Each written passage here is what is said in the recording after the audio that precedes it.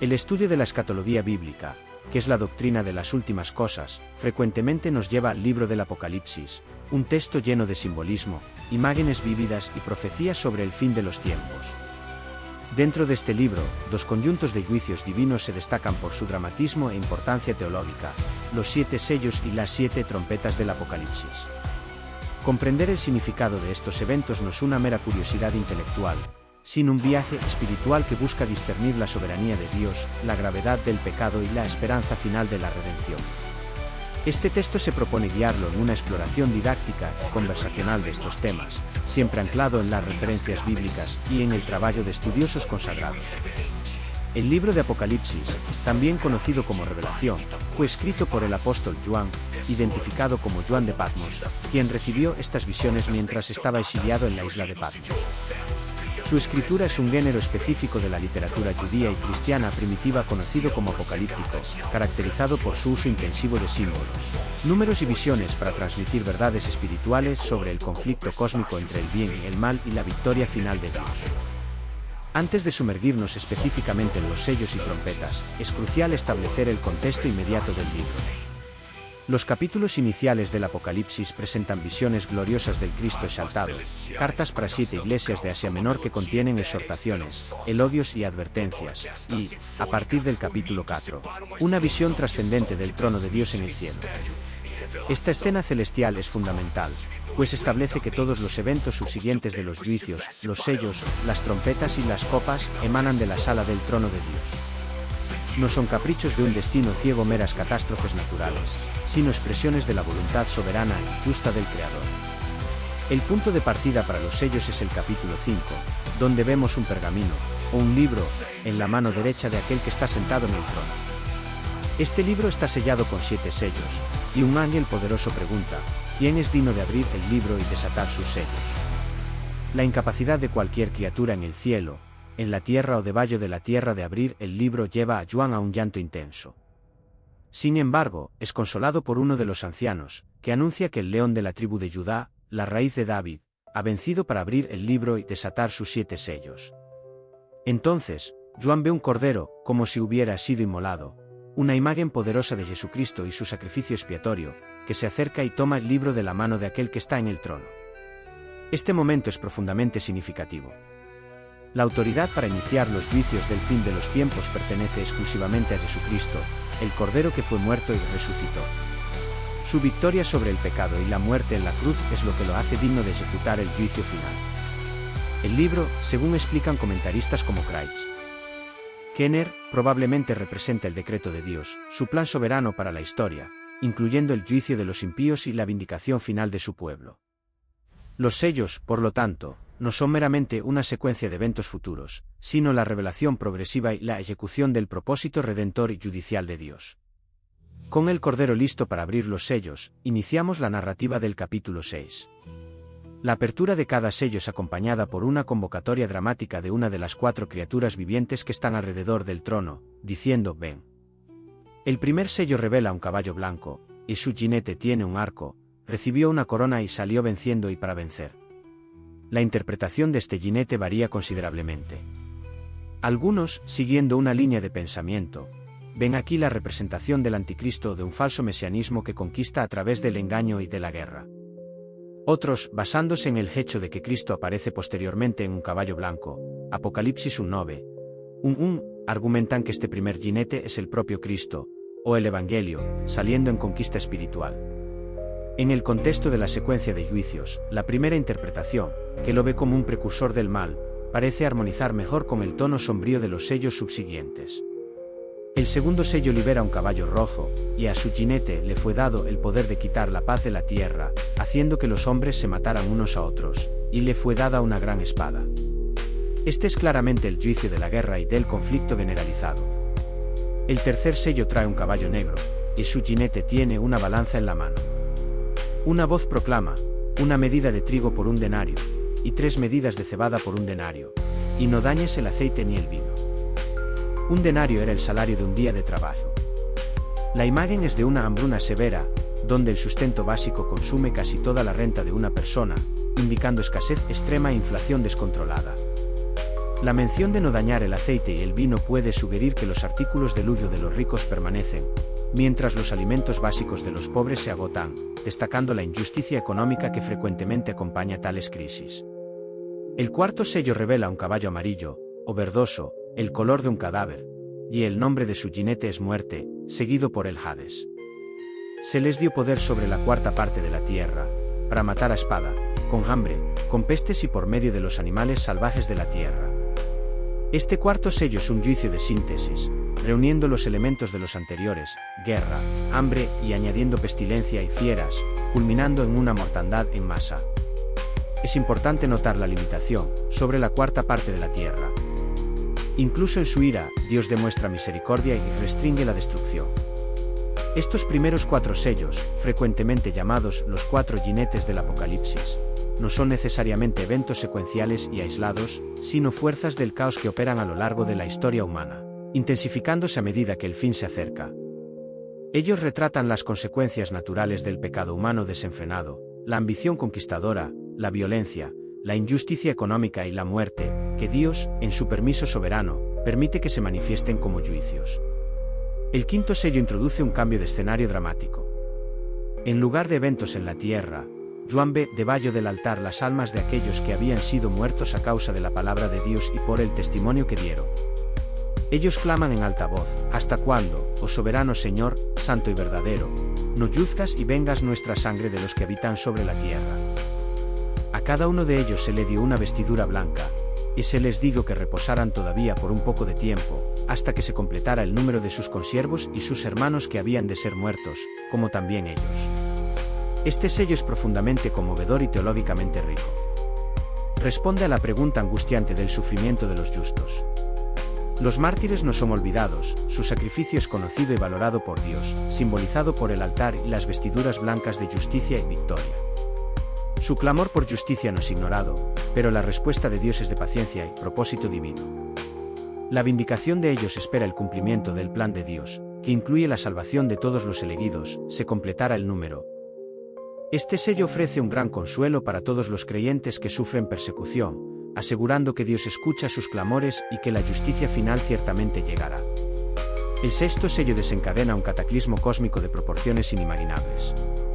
Hubo un gran terremoto, y el sol se volvió negro como saco de cilicio, y la luna toda se volvió como sangre, y las estrellas del cielo cayeron sobre la tierra, como la higuera, cuando es sacudida por un fuerte viento, deja caer sus higos verdes. Y el cielo se recogió como un pergamino cuando se enrolla, y todos los montes y las islas fueron removidos de sus lugares. El lenguaje aquí es fuertemente simbólico, evocando profecías del Antiguo Testamento sobre el día del Señor, Isaías 2, 1-2, 2-1, Joel 2, 3-0, 3-1, Ageo 2, 6.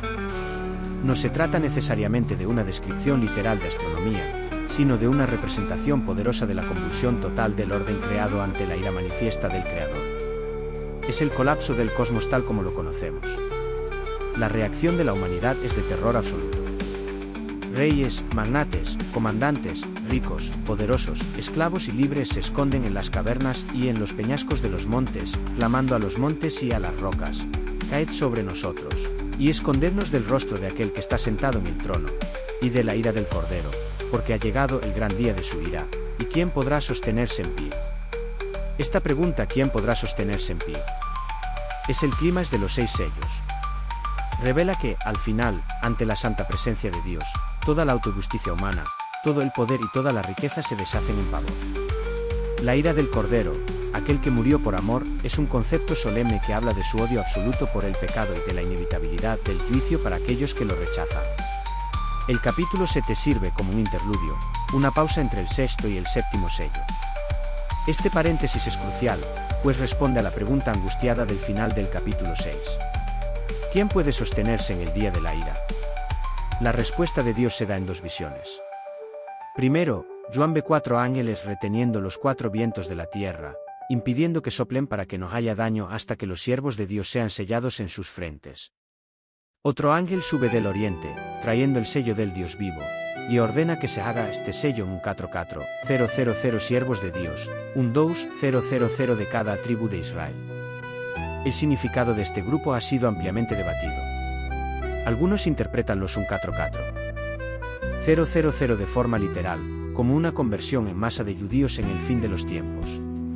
Otros, considerando el uso altamente simbólico de números en el Apocalipsis, un 2 tribus son 2, 000, siendo un 2 el número de la plenitud del pueblo de Dios. Lo ven como una representación simbólica de toda la Iglesia de Dios, compuesta por judíos y gentiles, que es sellada y protegida espiritualmente para no ser alcanzada por la ira divina final, como en las plagas de Egipto, donde el pueblo de Dios fue librado. Inmediatamente después de esta visión, Juan ve una gran multitud, que nadie podía contar, de todas las naciones, tribus, pueblos y lenguas, de pie delante del trono y del Cordero, vestidos con vestiduras blancas, con palmas en las manos.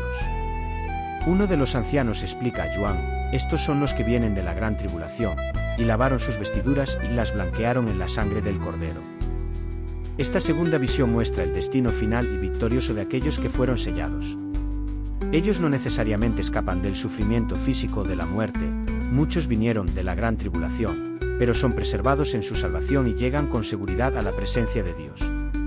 Su vestidura blanca, blanqueada en la sangre del Cordero, es una paradoja gloriosa que señala la expiación realizada por Cristo. Ellos sirven a Dios día y noche en su templo, y aquel que está sentado en el trono extenderá su tabernáculo sobre ellos. Nunca más tendrán hambre, ni sed, no los afligirá el sol, ni calor alguno. Porque el Cordero que está en medio del trono los pastoreará y los guiará a las fuentes de las aguas de la vida, y Dios enjugará de sus ojos toda lágrima. Este interludio es una palabra de esperanza y garantía para la Iglesia militante. Antes de que el séptimo y último sello sea abierto, antes de que los juicios finales sean totalmente desatados, Dios asegura a su pueblo que están bajo su protección y que su destino final es de gloria indescriptible, consuelo eterno y comunión perfecta con Él. Es una pausa para oración, alabanza y confianza, preparando al lector para lo que está por venir.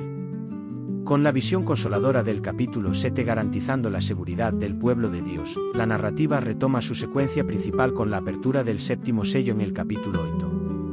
Este momento es de profunda expectación y solemnidad. Cuando él abrió el séptimo sello, se hizo silencio en el cielo por cerca de media hora.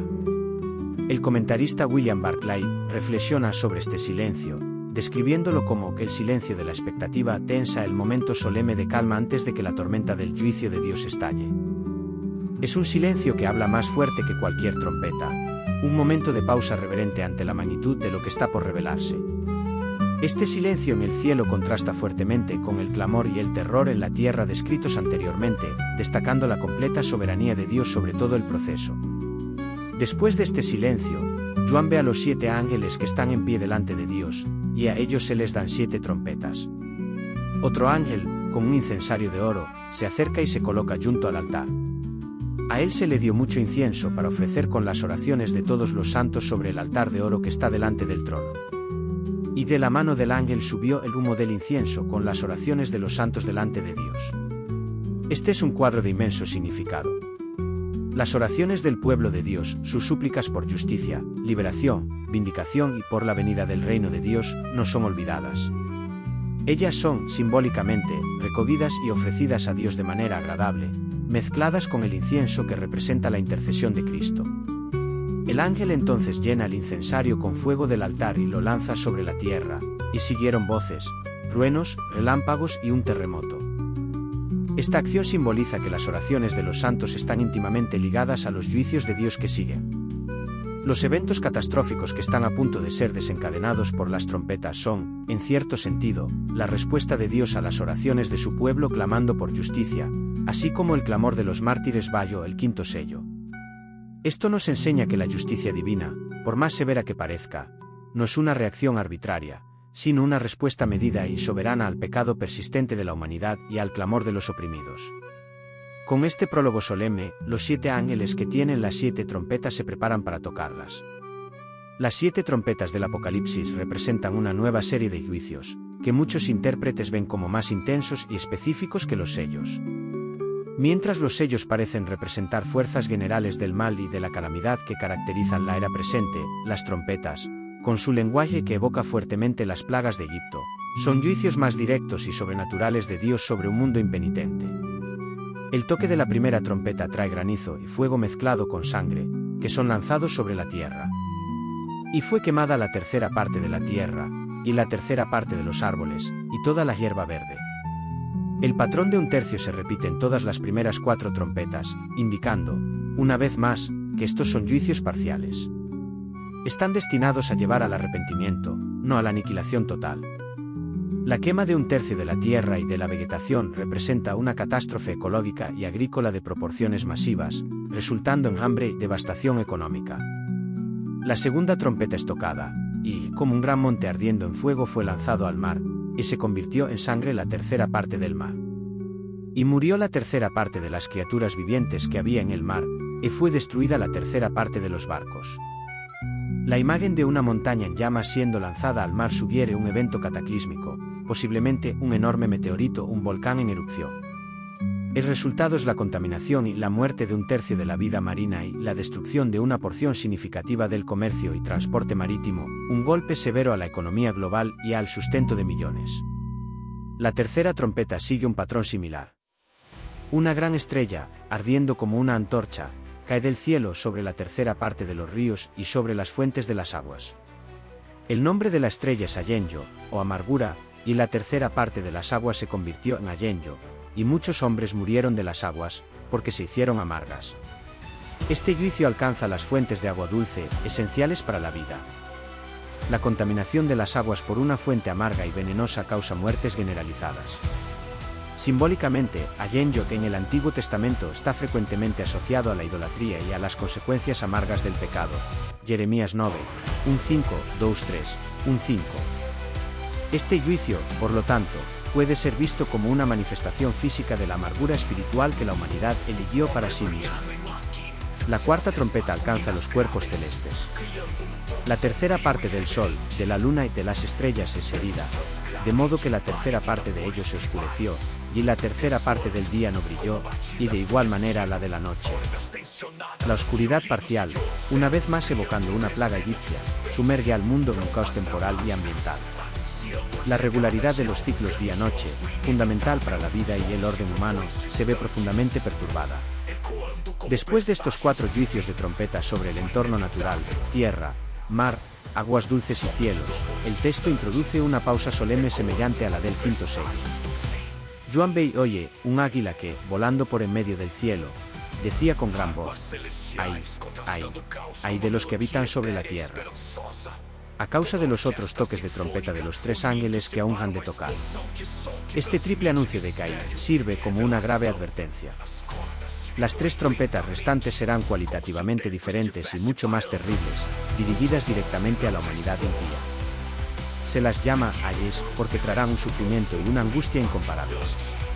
El capítulo 9 detalla el quinto y el sexto ay. El toque de la quinta trompeta libera una plaga de criaturas demoníacas. Una estrella que cayó del cielo, interpretada por muchos como una referencia a Satanás, Lucas 1:0, 1:8, recibe la llave del pozo del abismo. Al abrirlo, sube un humo como de un gran horno que oscurece el sol y el aire. Del humo salen langostas sobre la tierra, pero estas no son langostas comunes. Recibieron poder como el de los escorpiones de la tierra. Se les dijo que no dañaran la hierba de la tierra, ni verdor alguno, ni árbol alguno, sino solo a los hombres que no tienen el sello de Dios en la frente. Y les fue dado, no que los mataran, sino que los atormentaran por 5 meses, y su tormento era como el tormento del escorpión cuando hiere al hombre.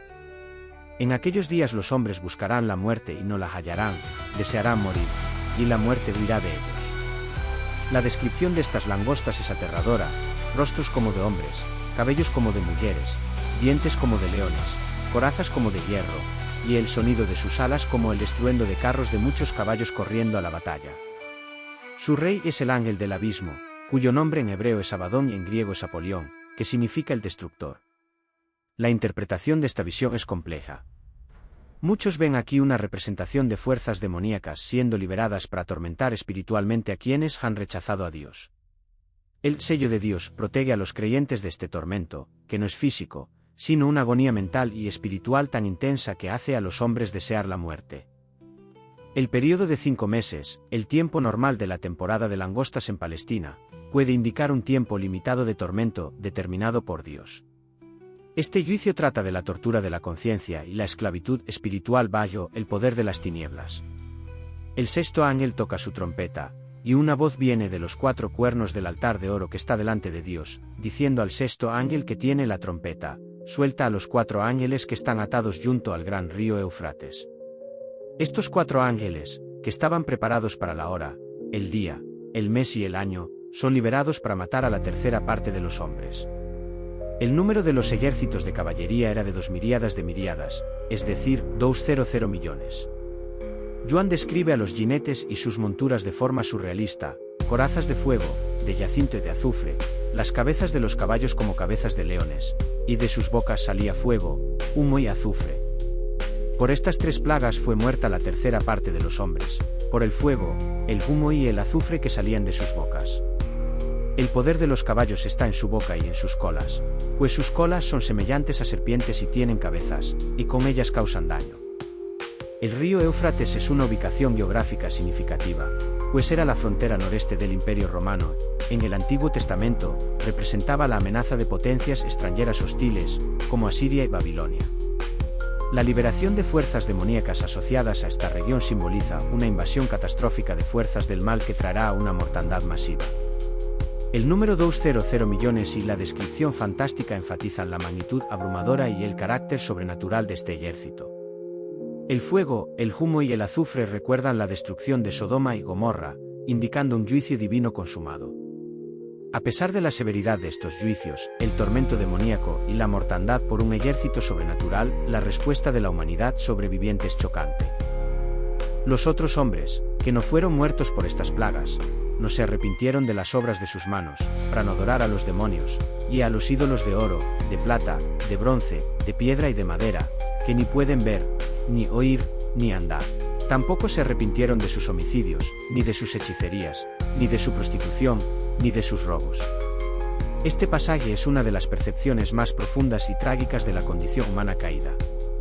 El corazón no regenerado, endurecido por el pecado, puede ser confrontado con la manifestación más clara del juicio de Dios y aún así negarse a humillarse y a arrepentirse. En lugar de volverse al Dios vivo, se profundizan en la idolatría y en el mal. Este endurecimiento es un tema recurrente en las profecías bíblicas, Éxodo, donde el faraón endurece su corazón, mostrando que los juicios de Dios no solo castigan, sino que también revelan el verdadero estado del corazón humano. Antes del toque de la séptima trompeta, se inserta otro interludio en los capítulos 1 y 1. Este paréntesis es más largo y complejo que el anterior, sirviendo para fortalecer e instruir al pueblo de Dios antes del clímax final. En el capítulo 1, Joan ve a otro ángel fuerte descendiendo del cielo, vestido como una nube, con un arco iris sobre su cabeza. Su rostro era como el sol, y sus pies como columnas de fuego. Tenía en la mano un librito abierto. Puso el pie derecho sobre el mar y el izquierdo sobre la tierra y clamó con gran voz, como rugió un león. 7 truenos hicieron sonar sus voces. Joan estaba a punto de escribir lo que los truenos dijeron, pero una voz del cielo lo detuvo: sella lo que los 7 truenos hablaron y no lo escribas. El ángel entonces levanta la mano al cielo y jura por aquel que vive por los siglos de los siglos, que creó el cielo, la tierra y el mar, que no habrá más demora. Pero en los días de la voz del séptimo ángel, cuando él esté para tocar la trompeta, se cumplirá el misterio de Dios, según lo anunció a sus siervos los profetas. Este ángel y el librito están llenos de simbolismo. El ángel representa la majestad y la autoridad de Dios. El librito abierto, en contraste con el libro sellado del capítulo 5, sugiere que los secretos de Dios están siendo revelados. La orden de sellar las palabras de los 7 truenos indica que hay aspectos del plan de Dios que permanecen ocultos, no todo es revelado a los seres humanos. El juramento de que no habrá más demora es crucial. Significa que, con el toque de la séptima trompeta, el tiempo de espera termina, y el clímax de la historia, el misterio de Dios, será consumado. Este misterio, como explican estudiosos como Richard Bauckham, es el establecimiento final del reino de Dios y la vindicación de su pueblo, conforme a lo prometido a los profetas. Joan es instruido a tomar el librito de la mano del ángel y comerlo. En su boca era dulce como la miel, pero después de comerlo, su estómago se volvió amargo. Esta experiencia, basada en una orden similar dada a Ezequiel 3, 1:3, simboliza la recepción de la palabra de Dios. Es dulce recibir la revelación y las promesas de Dios, pero amargo tener que profetizar sobre el juicio, la tribulación y la oposición que aún vendrán.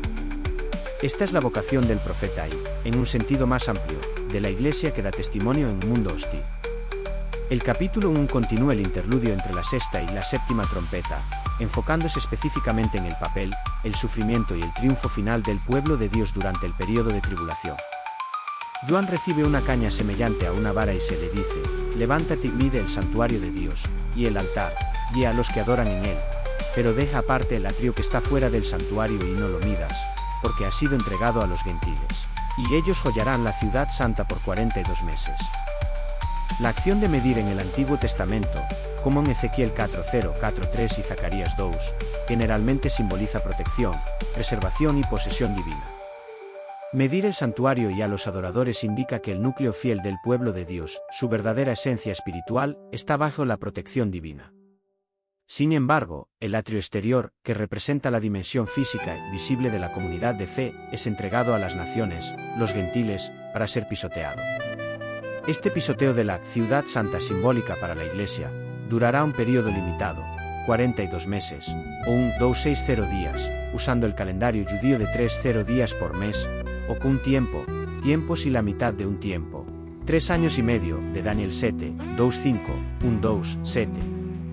Este periodo de tribulación, la mitad de 7 años, es un tiempo simbólico de opresión maligna y sufrimiento para el pueblo de Dios, pero con un fin definitivo decretado por Dios.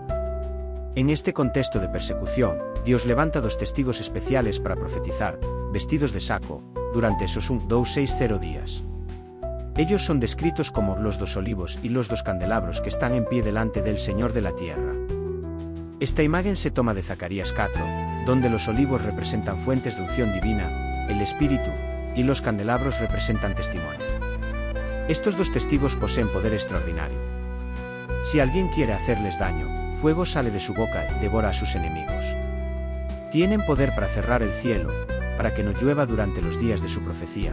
Tienen poder sobre las aguas para convertirlas en sangre y para herir la tierra con toda clase de plagas, siempre que quieran. Sus vestiduras de saco indican un mensaje de lamento y juicio. Sus poderes evocan los de Moisés, plagas y transformar agua en sangre, y Elías, cerrar el cielo y hacer descender fuego, sugiriendo que su ministerio representa la plenitud del testimonio de la ley, de los profetas, apuntando a Cristo. El propósito de ellos es proclamar la verdad de Dios y llamar al arrepentimiento en medio de la gran apostasía y opresión. Después de cumplir su testimonio, la bestia que sube del abismo, una figura que será detallada posteriormente en el Apocalipsis, el Anticristo, les hará guerra, los vencerá y los matará.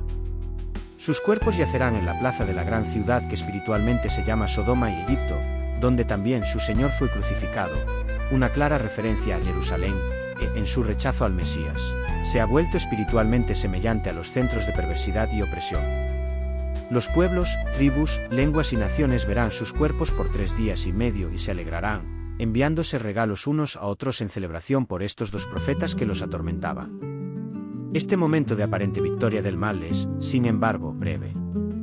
Después de los 3 días y medio, el espíritu de vida de parte de Dios entra en ellos, y se levantan sobre sus pies. Gran temor cae sobre quienes los vieron. Entonces oyen una gran voz del cielo que dice: subid aquí. Y ellos suben al cielo en una nube, mientras sus enemigos los contemplan. En esa misma hora hubo un gran terremoto, y se derrumbó la 10ª parte de la ciudad, y murieron 7000 personas, y los demás, aterrorizados, dieron gloria al Dios del cielo. La resurrección y ascensión de los 2 testigos son un poderoso testimonio del poder de Dios sobre la muerte y una anticipación de la resurrección final de los santos. Aún frente a la muerte martirial, el testimonio fiel es victorioso y, en última instancia, lleva gloria a Dios, aunque para algunos sea solo un temor coercitivo, no un arrepentimiento genuino. Este relato sirve como un gran aliento para la Iglesia. Asegura que, aunque el testimonio fiel pueda llevar al sufrimiento e incluso a la muerte, Dios tiene el control absoluto. El periodo de tribulación es limitado, y la vindicación final es segura. La resurrección de los testigos es un milagro espectacular que demuestra que el poder de Dios es mayor que el de la bestia. Con este interludio concluido, la narración avanza hacia el clímax, el toque de la 7ª trompeta. El 7º ángel tocó la trompeta, y hubo en el cielo grandes voces que decían: el reino del mundo ha pasado a ser de nuestro Señor y de su Cristo, y Él reinará por los siglos de los siglos. Este anuncio es la consumación del misterio de Dios prometido, Apocalipsis 1:0-7. La séptima trompeta no describe inmediatamente un juicio específico sobre la tierra, como las anteriores, sino que revela la consecuencia cósmica de todo el proceso judicial, la transferencia definitiva de la soberanía del mundo de las manos de los poderes rebeldes a las manos de Dios y de Cristo. Es la realización de la oración que Jesús nos enseñó: venga tu reino. Los 24 ancianos, que representan la totalidad del pueblo de Dios, 12 tribus de Israel, 12 apóstoles, se postran y adoran, diciendo: te damos gracias, Señor Dios Todopoderoso, que eres y que eras, porque has tomado tu gran poder y has comenzado a reinar.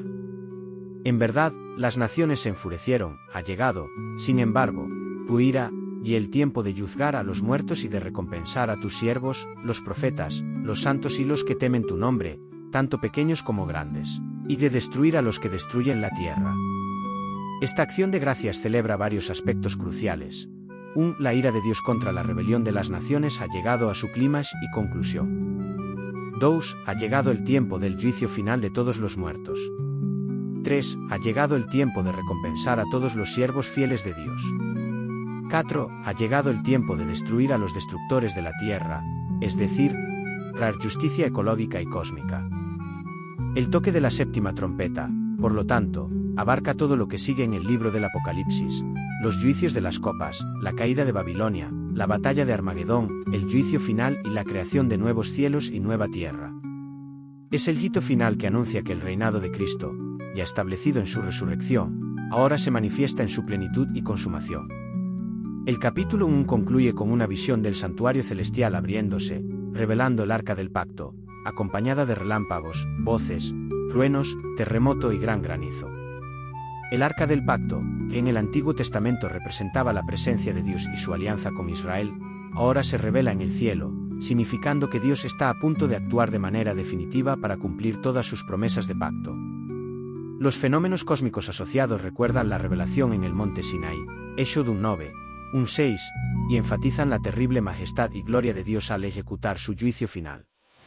Es importante notar la conexión entre las oraciones de los santos y estos eventos cataclísmicos.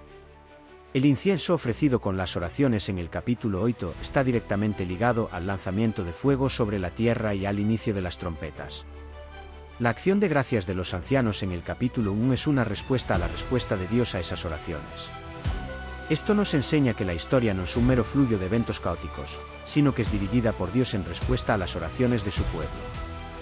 Nuestras súplicas por venga tu reino, no son en vano, son poderosas y efectivas, desempeñando un papel en el plan cósmico de Dios. La escatología bíblica, por lo tanto, no está destinada a llevarnos a un miedo paralizante o a una especulación ociosa, sino a animarnos a una vida de oración ferviente, testimonio fiel, aunque cueste todo, y esperanza inquebrantable. Sabemos que aquel que es digno de abrir los sellos y tocar las trompetas es el mismo Cordero que fue muerto por nosotros. Sus juicios son justos, y su reino eterno es nuestra herencia garantizada. La exploración de los sellos y trompetas del Apocalipsis nos lleva naturalmente a reflexionar sobre su significado más profundo para la fe y la vida cristiana ahora. ¿Cómo debemos entender y responder a estas visiones complejas y, a veces, aterradoras? En primer lugar, es vital recordar que el libro del Apocalipsis fue originalmente escrito para comunidades cristianas del primer siglo que enfrentaban persecución bajo el Imperio Romano. Su mensaje principal era de aliento y exhortación a la perseverancia. Las visiones de los juicios divinos servían para asegurar a los creyentes que, a pesar del poder aparentemente abrumador de imperios impíos como Roma, simbolizada posteriormente por Babilonia, Dios permanece en el control absoluto. César no es el Señor del mundo, el Cordero lo es. El mal, por más horrible que sea, opera dentro de límites estrictamente definidos por Dios, los 1/3, los 42 meses. El sufrimiento de los santos es visto por Dios, el quinto sello, y su vindicación es segura, la multitud innumerable. Por lo tanto, el mensaje central de los sellos y trompetas es un mensaje de esperanza teológica fundamentada en la soberanía de Dios. Para el creyente moderno que vive en un mundo aún marcado por la injusticia, la violencia, los desastres naturales y la opresión, estas visiones ofrecen una lente a través de la cual podemos ver la realidad. Nos impiden interpretar las catástrofes como meros accidentes caóticos o como prueba de la ausencia de Dios. Por el contrario, incluso dentro de la soberanía permisiva de Dios, estos eventos son, en un nivel profundo, un llamado al arrepentimiento y un recordatorio de la realidad del juicio venidero. Nos invitan a poner nuestra confianza no en el frágil orden humano, sino en el reino eterno de Dios, que irrumpirá en plenitud. La relación entre la oración y los juicios divinos, como se ve en la ofrenda del incienso en el capítulo 8, es particularmente significativa. Muchas veces, nuestras oraciones por justicia, por el fin de la violencia, por la provisión para los hambrientos y por la liberación de los oprimidos pueden parecer no ser respondidas. La visión celestial nos asegura que estas oraciones son recogidas y presentadas ante el trono de Dios. Son preciosas para Él y, en su tiempo y a su manera, Él les responderá de forma definitiva y completa. El silencio en el cielo, antes del séptimo sello, puede reflejar los momentos de aparente silencio de Dios en nuestras vidas, pero es seguido por la acción poderosa y final. Esto debe animarnos a perseverar en la oración, confiados en que nuestras súplicas están almacenadas en el cielo y desempeñan un papel en el cumplimiento de los propósitos de Dios. De la misma manera, el concepto del sello de Dios en la frente de los siervos de Dios, capítulo 7, ofrece un consuelo profundo. Mientras los juicios caen sobre el mundo, el pueblo de Dios es preservado espiritualmente. Esto no promete inmunidad al sufrimiento físico, la multitud innumerable vino de la gran tribulación, pero garantiza la salvación final y la protección del alma contra la ira espiritual definitiva de Dios. El sello es una marca de propiedad y seguridad. En términos prácticos, esto se traduce en la seguridad de la salvación que el creyente tiene en Cristo. Ninguno de los juicios de Dios puede tocar la identidad fundamental y el destino eterno de aquellos que están en Cristo. Los milagros descritos en el contexto de estos juicios, como el poder dado a los 2 testigos y su asombrosa resurrección, sirven a múltiples propósitos. En primer lugar, autentican el mensaje, los mensajeros de Dios en medio de la oscuridad y el engaño del fin de los tiempos. En un ambiente de fuerte oposición espiritual y falsos signos, como los realizados por el falso profeta más adelante en Apocalipsis, los milagros de Dios confirman la verdad. En segundo lugar, demuestran el poder superior de Dios sobre todas las potencias demoníacas y humanas. La bestia puede matar a los testigos, pero no puede impedirles resucitar. El poder de Dios tiene la última palabra.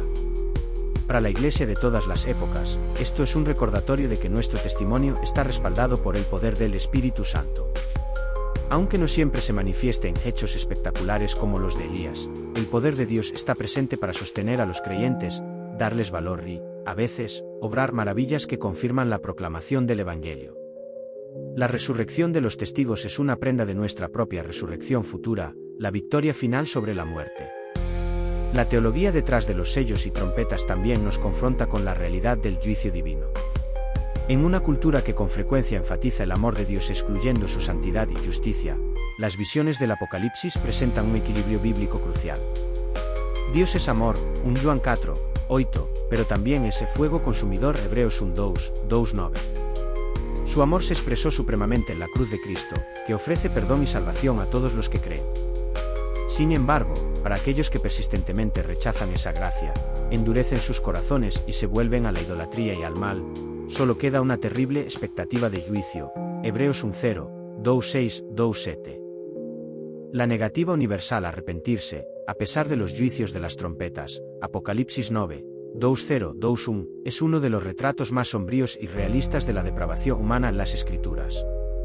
Es una advertencia solemne contra la postergación y el endurecimiento del corazón. La gracia de Dios está disponible ahora, pero no para siempre. Hay un punto en el que la resistencia persistente puede llevar a un endurecimiento irreversible. Romanos 1, 2:4, 2:8. Por lo tanto, el mensaje de los juicios es también un urgente llamado evangelístico. Nos motiva a proclamar el Evangelio con un sentido de urgencia, sabiendo que hay un día venidero de ira, pero también un refugio seguro disponible en Cristo. Finalmente, la visión culminante de la séptima trompeta, el anuncio de que el reino del mundo ha pasado a ser de nuestro Señor y de su Cristo, es el ancla de toda la esperanza cristiana. Toda la historia se mueve hacia este clímax. Toda injusticia será corregida. Toda lágrima será consolada. Toda rodilla se doblará. Y todo aquel que confió en Cristo reinará con él. Esta esperanza no es escapista, al contrario, es energizante. Saber que nuestro trabajo en el Señor no es en vano, 1 Corintios 5, 5:8, que nuestras oraciones son escuchadas y que la justicia prevalecerá, nos capacita para vivir con valentía, integridad y compasión en un mundo quebrantado. Nos permite enfrentar la persecución, la injusticia y el sufrimiento, no con desesperación, sino con la confianza segura de que la victoria del Cordero ya ha sido decidida y pronto se manifestará en toda su plenitud. El estudio de los sellos y trompetas, por lo tanto, lejos de ser un ejercicio mórbido de descifrado de códigos, es un viaje espiritual que profundiza nuestra adoración. Nos lleva a postrarnos con los 24 ancianos y adorar a Dios Todopoderoso, agradeciéndole por su poder, su justicia, su fidelidad a los pactos y su gracia salvadora. Nos lleva a alabar al Cordero que fue inmolado, que es digno de tomar el libro y abrir los sellos, porque con su sangre compró para Dios personas de toda tribu, lengua, pueblo y nación. Apocalipsis 5, 9. La escatología bíblica, en su esencia, termina en doxología. Nos invita a confiar en el plan soberano de Dios, a perseverar en oración y testimonio, a vivir con santidad y expectativa, y a esperar el día glorioso en que las oraciones de todos los santos serán plenamente respondidas y el reino de este mundo se convertirá, finalmente y para siempre, en el reino de nuestro Señor y de su Cristo.